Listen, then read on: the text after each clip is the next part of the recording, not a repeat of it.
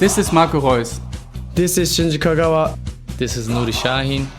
Hello, this is Jadon Sancho. And you're listening to the Yellowwall podcast.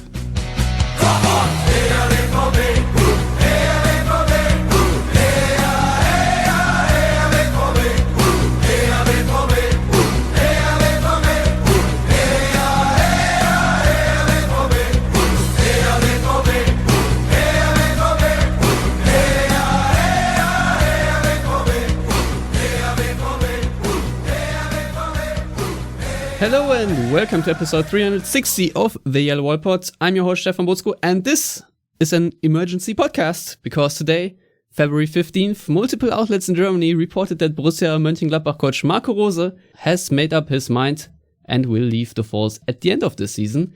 Later in the afternoon, Gladbach confirmed the reports that Rose indeed will join Borussia Dortmund at the start of next season. So that's what we're here to discuss. Is he the right man for the Black and Yellows? For all that and more, joins me my fellow compatriot Lars Pollmann. Hello Lars, how are you doing? Hello Stefan, thanks for confirming that we are indeed both German. And also here, we have a special guest for this show. She is a football writer and consultant, Jasmine Baba. Hello, welcome to the show. Thank you for having me. How are you doing? I'm tired. I think everyone is in this podcast right now.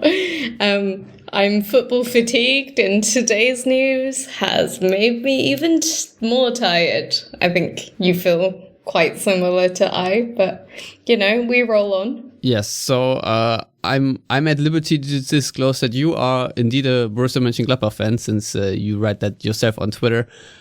So first things first, how did this news hit you today? I mean, it's sort of a poorly kept secret thus far.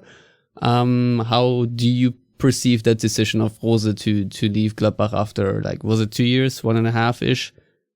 Yeah, around that amount of time. I can't remember the exact time actually, but I think everyone's a little bit shocked at the timing. I think they were kind of caught off guard.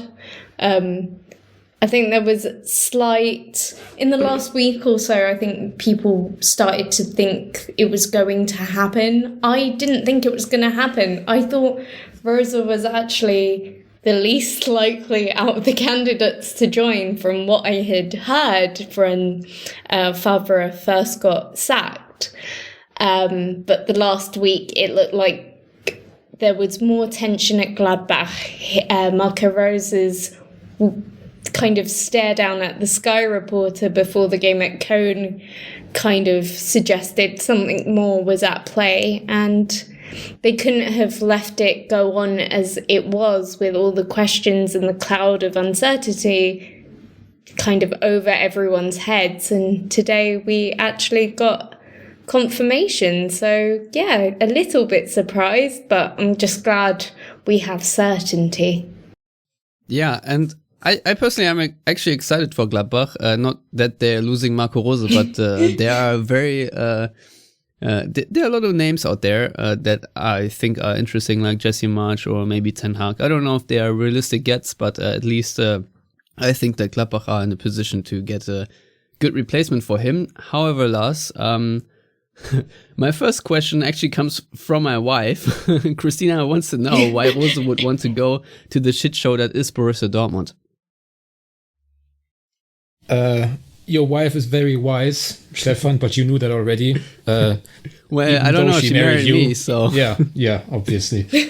I mean, it is a good question considering the state of Dortmund this season, and also the state of Gladbach, I would say, since he's joined, seeing as he's made steady improvements there, and reached a lot of goals that Dortmund would be happy with as well. I think making it out of that Champions League group was kind of the perfect cover letter for Dortmund, if you like, and also obviously beating them in the last Bundesliga meeting as well.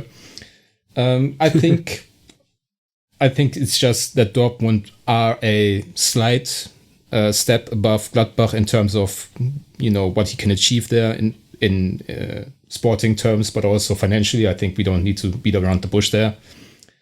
And I think he's the kind of guy that seems to me, at least, that has a fairly clear vision for his own career and the advancements he wants to have. And that's the reason why he had a release clause in his Salzburg contract and why he had a release clause in his Gladbach contract. And I think he always joined Gladbach with the view of, that being his entry into the German market, or, the bigger market than Austria, let's put it that way. And, I think he was always likely to leave Gladbach for, a bigger club. I would say that Dortmund are obviously still a bigger club than Gladbach, but I do think there's going to be some second guessing if Gladbach, for example, beat Dortmund in the cup or manage to end up higher in the Bundesliga table come the end of the season. So it's certainly a bit of a risk he's taking because he might look a bit silly, but overall, I think Dortmund do constitute like an advancement on the career ladder, if you like. So I can understand why, even if right now Dortmund don't look too appealing, he still made that choice. Yeah, so Borussia Dortmund right now are a club that is desperately trying to look for long-term sustainability and stability. Jasmine, if you look at Marco Rose's tenure at Gladbach, also the way he left now, is this someone who you would recommend to a club that's looking for these things? I think it depends on what Dortmund are trying to achieve. I'm a little bit at war with Dortmund and what they are trying to achieve. They always seem to be looking for a Jurgen Klopp hole that they're trying to fill, and they never quite find it. Hence all of their management kind of issues that they've had since Klopp's left, basically. I think the closest they got to someone being a world-class manager for them was in Thomas Tuchel. And also I think the last person they actually won something with. And I'm trying to see what Dortmund actually want. Do they actually want to challenge Bayern like they did before? Or do they want to be a,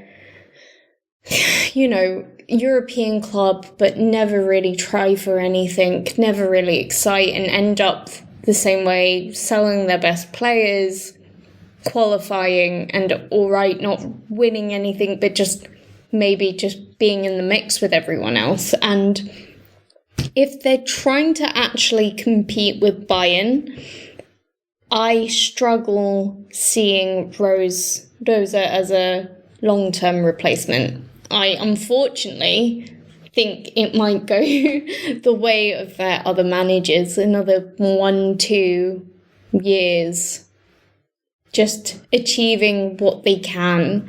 But what's funny about this one is that Dortmund, there's a realistic chance that they don't get any European places.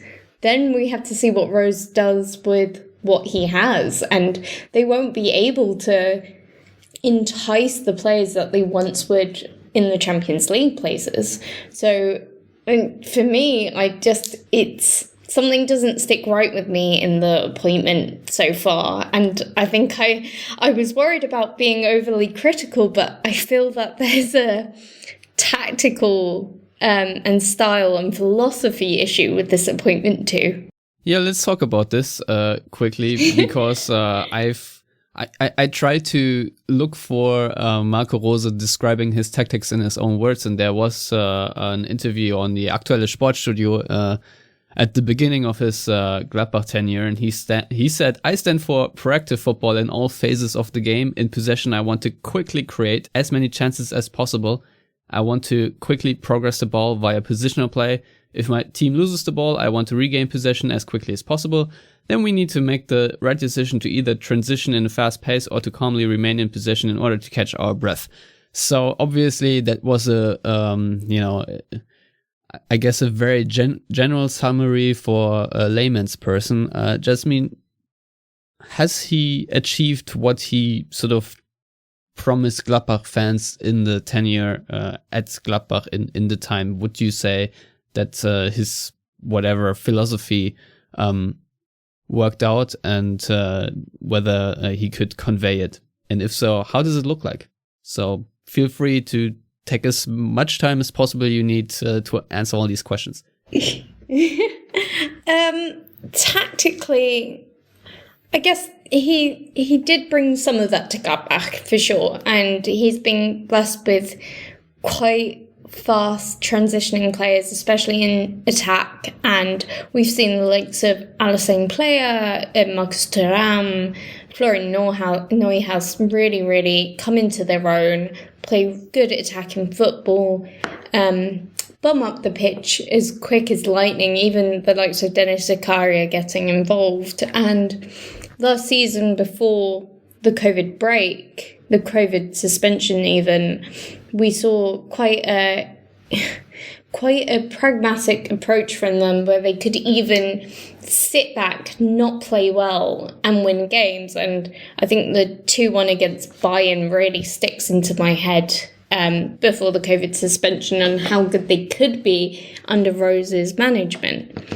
However, there are flaws to his philosophy, and one of the biggest flaws is that he hasn't proven that his teams can create anything out of possession, and that's a long-going thing. That was under Salzburg, that was under Gladbach too. And so we've got many years with this flaw under him. And what's worse about this flaw is he's joining a team where they seem to have the same weakness, and he hasn't done anything to fix that weakness in him, and he shows no sign of improving that weakness. And now the one team that he could have joined that suffers from that one thing, he's joining. And it's gonna be quite telling if he doesn't fix that quickly, or he doesn't have it in him to fix that quickly. And I think that's one of the problems I have with him joining Dortmund. Dortmund have always been great in possession team, just because of the personnel that they have going up front and attacking, but they've always struggled when they have too much of the ball and another team sits back deep against them. And Marco Rose has that exact same problem. So in that way, it's a good fit. But in terms of elevating that team, that's his one big weakness, and I'm not sure how he's going to fix it at Dortmund. Yeah, Lars, how do you think his philosophy will fit to Dortmund? And I think wasn't it Keka who just basically had a whole piece on Dortmund's identity crisis? So how do you think he fits into that overall picture that Dortmund is now? Obviously, we do not know how Dortmund are going to fare before he takes over, because with Edin Terzic, they may as well miss out Champions League football and crash out of the cup competitions. It's very realistic. I think Dortmund have won one league game in the last 6 or something like that. So is this hire a no-brainer, as I think Luca Giel said, or do you have your doubt and skepticism like Jasmine has? I mean, unless you sign like Pep Guardiola, or I guess that's it. I mean, you will always have some reservations in one aspect or the other when signing a head coach. I do think there's some valid criticism there towards the inability to create against deep sitting opponents, but I do think that's one of the hardest things in general in football these days, and a lot of coaches have struggled with that. And I mean, for all his struggles with that, he still managed to win the league convincingly in Austria, which obviously isn't a huge deal when you're at Salzburg, but still Jesse Marsch had much bigger issues with that. And he still managed to qualify Gladbach for the Champions League. And even Dortmund, having the same problems, they still, under Favre, were convincing second in the league twice. So it's not like that's a hugely debilitating issue that prevents you from having any kind of success. So I do believe that the appointment of Rose is not only about, his philosophy on the pitch, bringing in some, Red Bull infuse intensity and quickness to the game. I think it's more, or not more, but it's also about his personality, his being a more emotional guy on the sidelines. I do think that this stuff matters, as we've seen, Favre kind of falling to the wayside a bit because of his apprehensive nature, if you like. And I do also think that he's the kind of guy that can energize not only, a fan base, but also a team. I think, especially if Dortmund should miss out on Champions League football for next season, which I think right now is the more realistic scenario than them making up the ground to Wolfsburg and Frankfurt. In that case, they need someone who can talk players into his vision of, what Dortmund could be under him. And I think that he, from a personality standpoint, is the right kind of guy that they need to, build a new project, however that looks. There's going to be squad upturn. There's going to be upheaval in management positions over the next 2-3 years. Zorc is going to be gone. Watzke presumably going to leave sooner than later. So he's an important building block in finding a new identity, as we've talked about so often. But I do want to caution people into thinking or not thinking that, this is a quick fix, one new head coach and every problem is solved. I think he's, as I said, a building block, and obviously the head coach is one of the most important personnel at any club, but Dortmund are not one better or good head coach away from being where they should be again. Yeah, that was also the sentiment of many of our listeners, because I asked whether they are happy with this decision, and most said, yeah, maybe, sure, but Dortmund apparently have so many other issues that, defensive personnel, goalkeepers, etc. Needs to be fixed as well. So obviously we don't really know what kind of team Rose will get to work with, Jasmine, but if I look at his coaching style, Lars just talked about his personality, what I see often is a 4-4-2 in a diamond system, but what I do like is his tactical flexibility, something I feel I've missed a little bit under Favre after looking at what a Thomas Tuchel can do, for example. How would you rate the, let's say, flexibility? You've already critiqued his lack of possession. I mean, tactical flexibility can be one of his advantages. I think if they have a good 3/4, let's say Sancho's gone, okay, you still have Bellingham, Haaland, which he's worked with for a little bit in Salzburg. Do you think Haaland? I don't know. If Dortmund miss the Champions League, I put him on a gone list.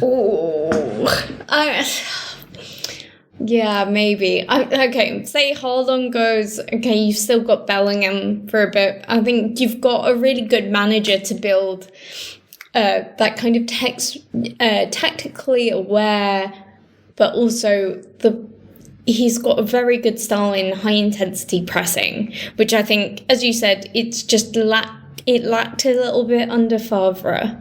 And it's just a bit weird to me, especially from someone who's so trained into Premier League coaching and Premier League managers, where we talk about them like they've just joined straight away.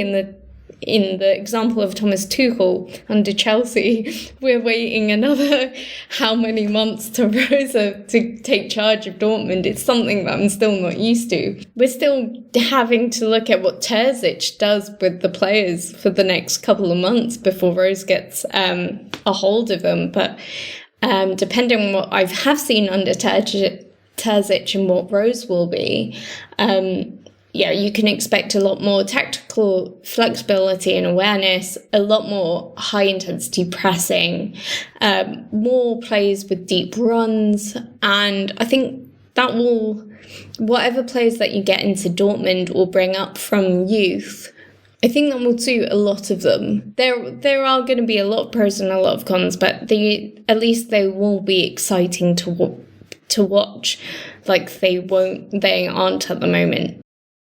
Yeah, I think that's true. In the sense that Dortmund right now are definitely not very exciting to watch. I find it very hard to contemplate right now this current team, how any coach actually will convince the current players to play a high pressing style, especially when you look at Marco Reus. I don't think he has the legs anymore to play the kind of football he used to play under Lucien Favre at Gladbach and then Jürgen Klopp and then later. I think Julian Brandt definitely has motivational issues, but he is supposedly a building block too in that midfield. Obviously Bellingham, Delaney and such, they can do that. I don't know who will be a more advanced in attacking, because things did break down previously, if people do remember, under Peter Bosch, for example, who wanted to play such a system, but I think it already started with Aubameyang, who didn't quite buy into the we want to press as high as possible system and the running that was required. So that's sort of interesting whether Dortmund will be quote unquote uncoachable in the future. So Lars, obviously right now Marco Rose is being described as the latest hot shit on the market, if you will. But do you think he's making a mistake going to Dortmund and all the upheaval that's going on and will go on, that he might actually ruin his name? Because there's also a very good chance that he will horribly crash and burn. I'm not sure I agree that there's a very good chance that he will horribly crash and burn, Stefan. I mean, after all is said and done, we're still talking about Dortmund, who have so much also financial firepower. I mean, if they lose Sancho and Haaland, they lose two very important players, but they also have no issues whatsoever anymore with COVID losses for one season, and will have enough of a war chest to buy players who will buy into the idea that Rose will sell them. So I'm not too worried in that regard for him. I think he definitely sees this as a chance to improve his name, and I would assume that he sees Dortmund just the way most players see Dortmund, as a stepping stone towards even greener pastures. So for him, I would assume that might mean a big Premier League club going forward, because I think his style just kind of suits the intensity of English football. I can't really see him, let's say at Paris or in Spain or whatever.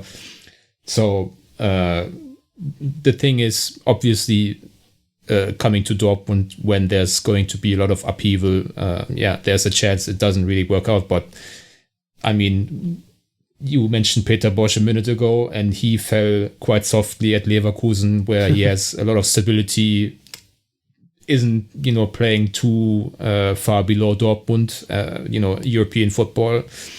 And they were in a cup final too. So I mean, if Rose crashes and burns, it's not like he has to go hide in the third division of Switzerland's football, but he will get the Hertha BSC job or whatever. So something in Germany, which is still a place where people know that Dortmund is a quite difficult club for newcomers at times, but I don't think it's necessary for us to paint such a bleak picture. I think for one day, if nothing else, we can rejoice in the fact that a very highly rated manager has chosen to join Dortmund in a very difficult moment, and I think that also speaks to, as much as we like to dunk on them in this time and moment, I think this speaks to the draw that Dortmund still has. Yeah, I mean, if the reports of Ruhrnachrichten are true, that means Borussia Dortmund had already been in talks with Rose before they sacked Favre. So, they were interested in him in 2018. Yes. I mean, if things hadn't worked out with Favre, which obviously was also their interest in 2017. I mean, we might be talking about Rose going into year 4 of his glorious Dortmund tenure. Who knows? Yeah, who knows? That's right. So Marco Rose obviously has a Jürgen Klopp connection because he played under him at Mainz. He was one of the Aufstiegshelden, the Mainz team that got promoted to the Bundesliga in, what was it, the third or fourth attempt or something like that. So obviously they know each other very well, but he will bring with him 2 assistant managers with Alexander Zickler, as he calls him Zico. I think Zickler most people still know from his Bundesliga career at Bayern Munich when he won the Champions League with them. And obviously René Maric, who people do know from Spielverlagerung, if anything else. Jasmine, what can you tell us about these 2 characters and maybe the overall coaching team, if you will? How did they transform, if anything, the atmosphere at Gladbach at the back of Dieter Hecking? I mean, I think most people are well known with, hopefully are well known with Rose's coaching team. I think it's kind of made Gladbach what it is at the moment. I know they've had some of their troubles recently and they were a little bit more inconsistent compared to last year. But that team around Rosa, it makes it a close-knit, quite a familiar family kind of feeling when it comes to coaching, and it's really elevated that squad with the players. The players are very happy around them. What I do know is that the timing of this this announcement of Rosa going to Dortmund has come as a bit of a shock. And I don't think either party was about to announce it any time really until everything was done. So there were still a few things up in the air when it comes to the coaching team around them. I expect everyone to move to Dortmund, but I think there will be coaching staff that may stay or may look at other options. But they, away from Sport 1's report about all the coaching stuff going, I don't believe that is done at the moment. It was kind of manager takes staff with him to other club. It's not really a story, but I think it's only Rosa that's actually been confirmed. So coaching staff is yet to be actually signed, done for the new season. So, but if Marco Rosa gets all his men that he wants from Gladbach, I think they will suit Dortmund better than leaving some characters out. As I said, it's a close-knit team, coaching team, and they've got quite a family role to it. However, there is a question on my side, and not to be overtly critical, that they don't have the same experience managing star players in the same way you have at Dortmund. So that's if their style of coaching would work at Dortmund, is a question mark for me. It still could, and I like the way that they coach and train, but if it would work, that's a different question. Yeah, I mean, Rose is only 44 years old, right? He has been around for a bit, but it's not like he has been a well-established coach for like 2 decades. René Maric, I think, is not even 30 years old. No, he's younger than me, which is quite embarrassing. What were you doing at under 30? Well, I was, moving countries and just playing in bands. No, some people are in the round of 16s. Like, where has my life gone? Well, best not mention Yusufa Moukoko then. But Lars, what does it mean for the future of Edin Terzic? Of course, we need to briefly cover that because he obviously is not tasked with landing the plane, so to speak. But after that, if Rose indeed brings his assistant coaches with him and Sport 1 indeed did say that it was his expressed wish to do so. Do you think Terzic will then be sort of returning to the second or third row of coaching assistant coaches at Dortmund, or do you think he'll try to get a new head coaching job or assistant coach job elsewhere? I mean, most outlets are reporting that Dortmund want him to stay in some capacity. I always think it's a bit problematic for clubs to have their own assistant coaches woven into incoming teams. I mean, in Terzic's case, it was a bit different because he came to Dortmund at the same time as Favre and Manfred Stefes, but I mean, still, they were sacked. He's still here, and people are talking about him like he had no influence whatsoever over why Favre and Stefes were sacked. I mean, if you talk to Mats Hummels, you wouldn't know that Edin Terzic was even their assistant coach, because apparently he does everything so much better than the same team he was a part of and a 1/3 part of like 2 months ago. So I think it might be a bit of a tough sell for Dortmund to tell Rose to take in an assistant head coach that he quite obviously doesn't really need, because he has 2 high-level assistants, which most coaches only have their one guy and maybe a second.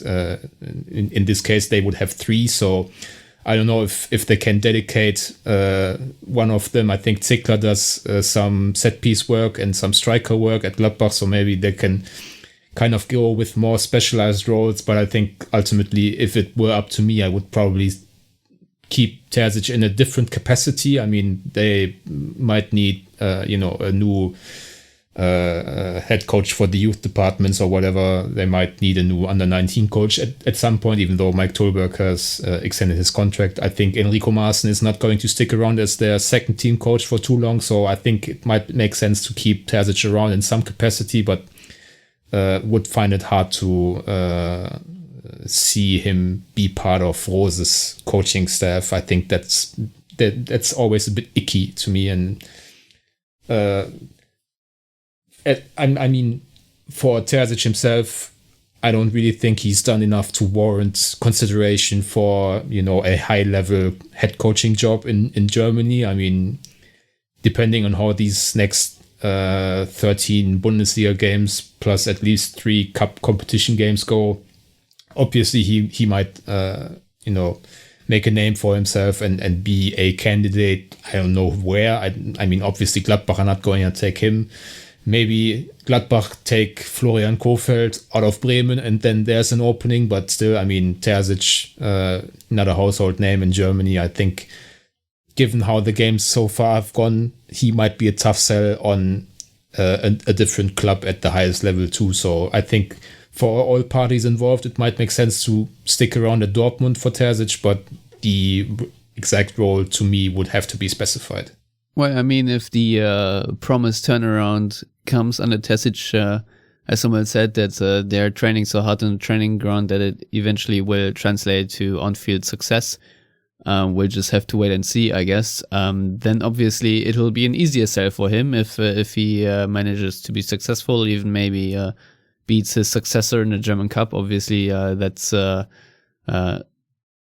game that will be endlessly hyped, the quarterfinal between Dortmund and Gladbach. But yeah, Jasmine, lastly, I'll just ask, what are you hoping for Gladbach now?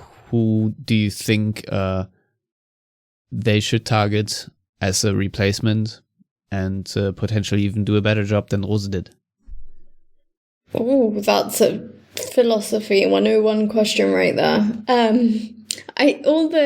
It honestly depends, because there's so much riding on the next month, I think, for Gladbach, and that will dictate probably whether you will end in the league. And I've seen some names being thrown about. I've seen Florian Kohfeldt from Werder Bremen, and as much as I like what he's doing with Bremen right now, I think it's too far of a jump, because he's been at Bremen through and through, to suddenly go to maybe a Europa League club in in Germany might be too much of a step up all of a sudden. Jesse Marsch, I think, would be a good replacement. He's obviously got European experience. He's done well with Salzburg. He has good principles and I think could fit in really well. I guess Adi Hutter's also been doing really well with Eintracht Frankfurt, but I don't think Gladbach are strong enough to prize him from Frankfurt at the moment. Also depends on where they end up. I honestly am excited for Frankfurt and I think they will make Champions League because they've been in such an incredible run, consistent run. So to try and prize Adi Hütter from somewhere. So at the moment, and looking outside of Germany, maybe Andre Villas-Boas, if he's still got some of his German language skills still. So I would like to see Jesse Marsch or AVB. Fair enough. I want to thank you very much. Please tell our listeners how to get in touch with you on Twitter. I'm _ Jasmine Baba on Twitter, where I do pieces for Now Spielverlagerung or my Medium page. Very nice. Lars, how can people find you? Well, first of all, I want to advise Max Eberl to sign Ole Werner, the head coach of Holstein Kiel, and people can follow me on Twitter at Lars Pollmann. All right. I'm sure the consultant fee is the check is in the mail for you, Lars. There when he makes the move from Kiel to Gladbach. You can follow me at Stefan Butzko. You can follow all of us on Twitter and Facebook at Yellowwallpod. If you want to subscribe to the show, please do that via iTunes, Stitcher, SoundCloud, Spotify, or our YouTube channel. And of course, I'm at least back tomorrow with another preview. And of course, we still have to discuss that 2-2 draw against Hoffenheim? Yes. Almost forgot the scoreline there because, who wants to remember that game? Anyway, so Dortmund already play against Sevilla on Wednesday, so we'll have to preview that. Until then, as always, thank you for listening, and I'm sure we will get plenty more chances to discuss Marco Rose and what he means and brings to Borussia Dortmund in the future. Until then, goodbye.